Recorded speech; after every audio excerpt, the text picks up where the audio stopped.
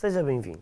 Através do Correio de Campo Alegre, eu, Tiago Leão, estou aqui para vos apresentar um ilustre convidado, vice-presidente da FAP, muito querido pela comunidade académica da cidade do Porto. Para vocês, Tiago Teixeira. Muito obrigado, Tiago, por teres aceito o nosso convite. Sempre um gosto ter-te aqui, ainda para mais quando temos a possibilidade de ter uma personalidade da Federação Académica do Porto, que muito é querida por toda a comunidade. Muito obrigado, Tiago. Obrigado, nós. Parabéns também pela tua reeleição, agora enquanto vice-presidente da Federação Académica do Porto, na vertente do desporto. E queremos falar um bocadinho precisamente do modo em que o desporto acaba por impulsionar o Campo Alegre e o Campo Alegre, em vice-versa, impulsiona o desporto. Sim, aqui o Campo Alegre tem uma vantagem que não é o Polo da Esprela, nem ali a zona da Faculdade de Direito do Centro da Baixa tem, que é o fator do estádio universitário. Vocês aqui têm a questão de terem as instalações do CDUP, que estão ainda em andamento, agora com mais uma fase, com a segunda fase concluída do processo, com a remodelação do pavimento dos dois pavilhões, com o campo de futebol já tinha sido intervencionado e começou a ser utilizado em 2021. É sem dúvida muito mais vantajoso. Estamos a falar no Polo da Esprela de um pavilhão que é o pavilhão Luís Falcão, que dá pouco mais para fazer basquete e um ou dois campos de voleibol. Aquelas modalidades internas. Sim. Não podes jogar handball, como não podes aqui pela questão da resina, mas também não consegues o futsal lá de maneira nenhuma.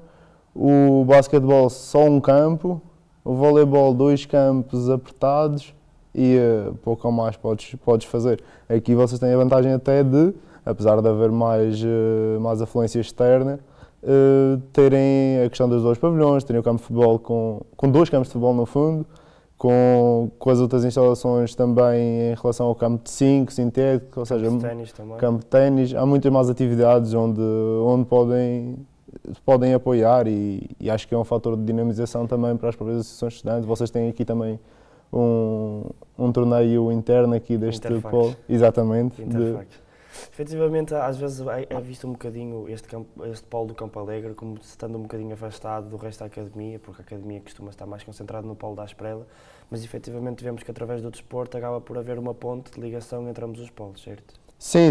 Não, o desporto não só os polos, como também as outras regiões do distrito. Temos o exemplo aqui que me esteja a lembrar assim, do Politécnico, da ESMAD e da Escola Superior de Hotelarismo do Politécnico também, que são em Vila do Conde e conseguem participar e vêm cá ao Porto. Aliás, a Faculdade de Letras teve agora um jogo contra a ESMAD. Exatamente. Participam tanto no desporto eletrónico como no desporto tradicional e são de zonas muito mais afastadas daqui do Porto. Aqui temos a sorte as nossas daqui da Esprela e do Campo Alegre são sem dúvida as mais privilegiadas, e aqui no Campo Alegre por isto que disse, porque ao ter menos faculdades causa se calhar essa descentralização das restantes faculdades, mas por outro lado a oferta sendo maior aqui permite que vocês consigam criar outras dinâmicas com as que cá existem. Exatamente. Nós estávamos agora a falar aqui um bocadinho dos jogos e para o pessoal também perceber aqui um bocadinho, os nossos ouvintes. As equipas acabam por competir nos chamados CAPs, não é? Campeonatos Académicos do Porto, que recentemente, tendo em conta a tua liderança, sofreram algumas reformulações. Queres explicar um bocadinho como é que é esta nova dinâmica? Sim, aqui o que se passou em relação aos CAPs é que os CAPs, até uma dada altura da história, digamos assim, do desporto universitário em Portugal, entre Porto e Lisboa, que são as regiões que organizam os campeonatos regionais próprios, os CAPs sempre tiveram um grande avanço em relação ao resto do país e sempre houve essa dinâmica devido à união das associações de estudantes e o trabalho em conjunto que fazem com a FAP, permitiram que isso evoluísse nesse ponto. Acontece que nos últimos anos, estamos a falar se calhar dos últimos 5 anos, mais coisa, menos coisa, também devido ao Covid, os CAPs perderam um pouco de fulgor, porque necessitavam de evoluir e não deram esse passo. E desde que chegamos à Federação Académica do Porto, em dezembro de 2023, que era o nosso desejo reformular a competição, adaptá-la para que todas as equipas pudessem disputar jogos com níveis competitivos adequados que permitissem a que esses atletas quisessem continuar a praticar desporto. E uma das principais emoções foi efetivamente o aumento do número de jogos, certo? Sim, porque aqui não é tanto o aumento do número de jogos total, porque esse tem de ser sempre idêntico, porque temos poucas semanas para realizar a competição, mas o nosso foco foi equilibrar os níveis competitivos, ou seja, que uma equipa não tivesse, durante uma época, a disputar jogos no futsal, por exemplo, a perder 10-0, 12-0, 15-0, que tivessem níveis competitivos, ou seja, objetivos concretos para conquistar, e que o número de jogos praticados entre as equipas que chegaram mais longe da competição e as que estão mais em baixo na tabela fosse idêntico ou o mais próximo possível. E a nossa ideia foi essa. Como sabem, o nosso lema é o desporto para todos e, além de ser para todos, também igual para todos, digamos assim, todos possam praticar um número de vezes aproximado e que isso tenha mesmo impacto na vida dos estudantes de alguma forma. Claro. E para perceber também e para expor um bocadinho a tua opinião sobre o tema que vou introduzir agora, é a questão de relacionar tanto o estudo com o desporto. Por vezes leva-se então a uma seriedade demasiada para o desporto, em que não é possível conciliar com os estudos. Como é que é o ponto de vista da Federação Académica do Porto nesse equilíbrio? Ou seja, se o desporto é efetivamente algo bastante sério, com objetivos definidos, como por exemplo ser news e depois a nível internacional, ou se é apenas uma espécie de abstração dos estudantes de todas as questões que têm com os seus estudos? Vai acabar por ser um pouco dos dois. Como disse, o nosso lema principal é mesmo desporto para todos e que todos pratiquem e de forma minimamente regular, porque fazer exercício 3 vezes por semana de intensidade moderada vigorosa são as recomendações mesmo a nível mundial para uma pessoa ser mais saudável. Se nós conseguimos incutir esse tipo de prática, vencemos à partida por aí. A relação com os estudos, a nível do desporto universitário em si e como está a ser feito agora e com a quantidade de treinos e jogos que tem, essa relação com o estudo acho que sinceramente não é assim tão pesada, porque são jogos uma vez por semana, nem todas as semanas há um jogo. Muitas vezes as equipas treinam uma vez por semana, uma vez 2 em 2 semanas, pode haver uma equipa que treine 2 vezes numa semana ou algo do género, mas é conciliável. Agora, a questão que nos assusta mais, e é isso que temos a trabalhar e impulsionamos agora também ali na Universidade do Porto com 3 associações de estudantes, juntamente com o CUDUP, para reverem e desenvolverem novas estratégias para o Estatuto de Estudante Atleta, que vem mais impactar, acima de tudo, aqueles atletas que são federados ou que já têm algum nível nacional, ou mesmo alguns profissionais, porque a questão do atleta de alto rendimento, se depois do estatuto só é válido se tu representares a seleção nacional. Eu, por exemplo, tive um exemplo, eu com 18, 19 anos, assinei contrato profissional lá na Madeira com o Marítimo e tentei estudar ao mesmo tempo. E tive uma surpresa muito grande, porque a aceitação por parte dos professores da faculdade foi difícil da minha situação, e só havia uma turma e havia uma série de questões, e entretanto depois até parei os estudos, continuei, mas essas pessoas, por não representarem, apesar de serem atletas profissionais, por não representarem a seleção, não acedem a esse estatuto. Ou seja, é aí o estatuto de estudante-atleta que tem de ser mesmo revisto para abranger essas pessoas. Porque muitas delas têm profissionais, nós treinávamos todos os dias às 10 da manhã, tínhamos viagens às vezes 2 vezes por semana e eram trabalhadores estudantes, simplesmente. Ia estar a 50% das aulas e acabava por não conseguir fazer. Outra perspectiva. Uma das perspectivas que a FAP também impõe é o desporto para mais gente, ou seja, de que modo é que vocês consideram, e se usam, por exemplo, o desporto informal como uma muleta para isso, para efetivamente chegar a mais pessoas? Sim, nós, em relação a isto do desporto para todos, fica bonito falar disto, mas mais bonito ainda fica quando colocamos em prática.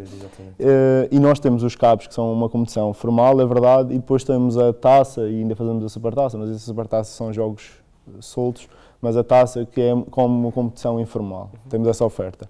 Porém, não temos uma oferta para fora das associações de estudantes, para toda a comunidade académica, e que é algo que vamos introduzir. No último mandato o foco foi organizar, reorganizar, atualizar os campeonatos académicos do Porto, atualizar essas competições, dar-lhes o que elas precisavam. Este mandato o foco também vai ser e trazer o desporto internacional de volta, como em 2027 vai acontecer, Este ano o foco vai ser também a questão do desporto informal abrangente a toda a academia do Porto. Não às associações de estudantes, não às associações de estudantes federadas, mas a toda a academia.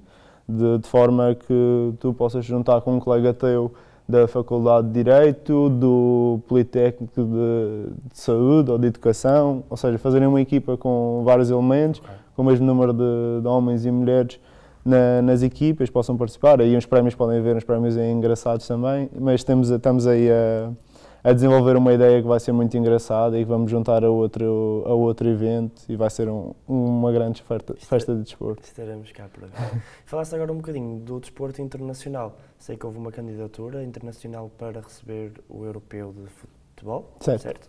Queres falar um bocadinho sobre isso e de que modo é que o Campo Alegre, porque efetivamente um dos polos vai ser no Campo Alegre, sim, sim. Como é que o Campo Alegre acaba por então impulsionar isso? Sim, aqui o que se vai passar é que nós já não... Em 2027, vai passar é que em 2027 vai haver aqui o Europeu de Futebol Universitário. Nós já não recebíamos uma competição de desporto universitário desde 2019 no Porto, com o Europeu de Basquete 3x3. Tínhamos recebido em 2017 o Europeu de Futebol e em 2016 de Floorball. Até era bastante recorrente. Sim, sim. Em 2012 e 2011 de voleibol de praia e de handball de praia. Algo assim do género. Ou seja, fomos recebendo muito.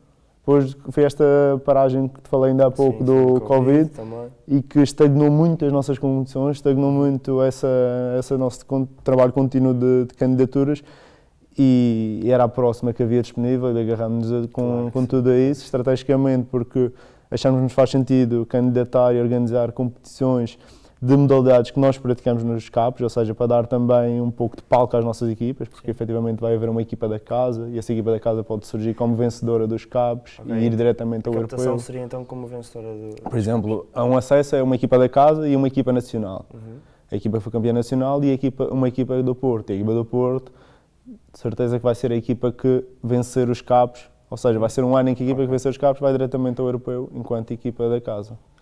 No caso, se efetivamente for vencedor dos capos e depois do desporto nacional também, depois sim, aí provavelmente ou vai o segundo do nacional ou vai o segundo dos capos, até, dependendo de como optarmos. Mas pode haver uma oportunidade numa como é que é de dizer, numa opção assim muito mais remota de haver duas equipas até chegarem lá e também haverá competição feminina paralela ao futebol de 11 masculino. Ok, essa era uma questão que eu ia colocar. A FAP olha para o futebol feminino também, ou para o desporto feminino, não só o futebol, como também uma bandeira para promover a igualdade, certo? Sim, sim, sim. A FAP, tanto aqui também, a FADU também nesse sentido trabalha, porque as fases finais nos campeonatos nacionais, os que têm apuramento, que são as competições que nós desenvolvemos, não são mais, porque há sempre essa preocupação também, desde que houverem em masculino e em feminino. Ou seja, nós poderíamos começar agora, já houve no passado o rugby, por exemplo, de 7, mas só havia no masculino, ou seja, nós agora, hoje em dia temos 9 modalidades, 5 modalidades em 9 competições, só o futebol de 11 é que não tem par, ou seja, se acrescentássemos aqui o rugby masculino, íamos ficar 2 sem par, percebes? Aqui havia alguma discrepância e a ideia não é essa, mas há outras modalidades que podem surgir e que podem aparecer nos dois géneros aqui, nos dois sexos, que é, por exemplo, o paddle, e que facilmente qualquer equipa consegue... Em voga. Sim, sim, qualquer Aliás, equipa. até estavas a falar um bocado do Interfact, é uma das possibilidades de abrir vertente de paddle também. Sim, sim. Para a próxima edição. E agora falando um bocadinho, novamente, sobre o Campo Alegre, de uma forma mais específica e remontando ao grupo que sofreu recentemente uma renovação, não só do campo interior, onde se praticava as modalidades, estavas a falar, tanto o futsal como o voleibol, badminton até, mas também da parte exterior, no campo de futebol e rugby, com uma bancada que foi reconstruída. A FAP acompanhou de perto esse processo, também esteve presente na inauguração. Como é que foi a vossa dinâmica? Não, a nível desse processo, a FAP, o trabalho que faz com o CDUP é tentar que as associações de estudantes da Universidade do Porto consigam ter mais apoio e preços mais acessíveis para praticar lá desporto. A nossa luta, digamos assim, entre aspas, é essa, estabelecer uma relação boa com eles e temos uma relação excelente com o CDUP e é nesse âmbito, como te falei, a questão de realizar-se um conselho desportivo para a revisão do estatuto do estudante atleta. Também fomos nós que promovemos isso junto do CDUP para eles dinamizarem essa parte com 3 associações de estudantes, com 3 elementos de 3 estudantes da Universidade do Porto. E pronto, passa mais por aí. Depois também tentarmos aqui negociar com eles, entre aspas, para podermos realizar e trazer o desporto universitário, que também é do interesse deles, e trazer o desporto universitário para aqui, para o Campo Alegre. Ok, muito bem. Assim, de uma forma simples, para também terminarmos e sintetizarmos, de que modo é que a FAP vê o desporto, e no caso o Campo Alegre, como elo de ligação então para o resto da cidade e para o resto da academia? Sim, aqui o Campo Alegre tem, como disse, tem essa vantagem, e nós o que vamos fazer, e eu queria agora poder falar mais um pouco, mas ainda estamos num processo de planeamento do evento, é que traz essa proximidade dos torneios que fazem, como estava a falar, Interfacs, que fazem aqui já com alguma história, desse gosto pelo desporto. Vão ser premiados de alguma forma em março, e depois logo verão, porque vai estar perto da vossa casa e vão poder ver de perto o que se vai passar ali. Vão ser 7 dias seguidos, não, tem a interrupção do fim de semana, 3 mais 4 dias de desporto, pelo menos das 2 às 6 da tarde, ou das 2 até muito mais tarde, em alguns deles. Vai ser uma dinâmica interessante, vão ter essa vantagem, vão ser quase os da casa, digamos assim, para todas as faculdades que vêm parar. E vamos receber com muito gosto. Por isso, se querem saber mais informações sobre tudo o que o desporto cria no polo do Campo Alegre, e de que modo é que o Campo Alegre acaba por ser um elo de ligação, não só da academia, mas de toda a cidade e, quiçá, do mundo, como vimos a nível internacional, mantenham-se atentos ao Correio de Campo Alegre. Muito obrigado pela vossa atenção. E obrigado, Tiago. Obrigado.